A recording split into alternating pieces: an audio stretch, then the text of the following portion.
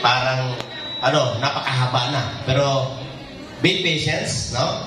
Sa totoo lang, tinanong ko ang mentor ko. Ang mentor ko is a multi-billionaire. Okay? Is a multi-billionaire.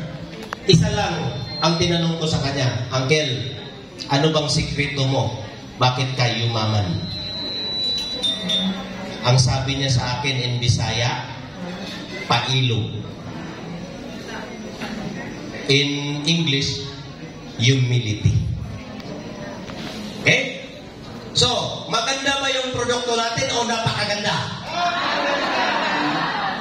Kung napakaganda ang produkto natin, maganda ba ang komplan o napakaganda? Yun naman ang importante, di ba? Kung may magandang produkto, dapat may magandang negosyo. Okay, so isi-serve ang pagkain kasi I know na gutom na kayo. Dapat ang next time, no, facilitators, ang pagkain is in between the product and the compline. Para hindi sila gugutumin.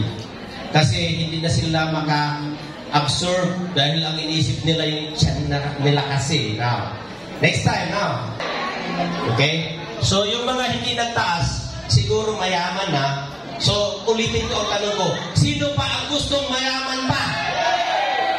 Yan, siguro naman lahat nagtaas ng kamay.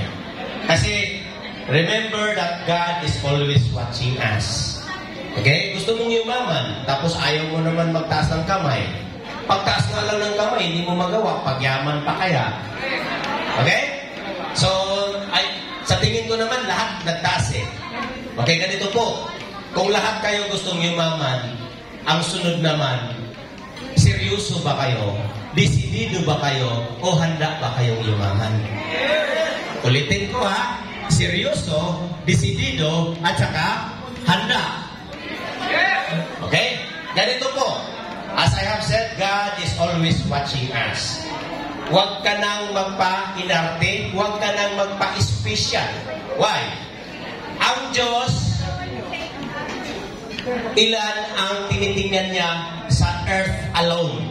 Almost 8 billion. Itong almost 8 billion, palagay na natin, 7 billion. Kasi yung mga infants, hindi naman makahiling pa sa Diyos eh. Ibig sabihin, 7 billion sa earth alone, humihiling sa Diyos. Tapos magpa-special ka pa. Okay? Pag humiling ka sa Diyos, be specific. Okay? Now, mas maganda pa nga tayo, mas blessed pa nga tayo, ang hinihiling natin sa Diyos, yung pagyaman eh. Yung ibang tao, hinihiling pati pagkain.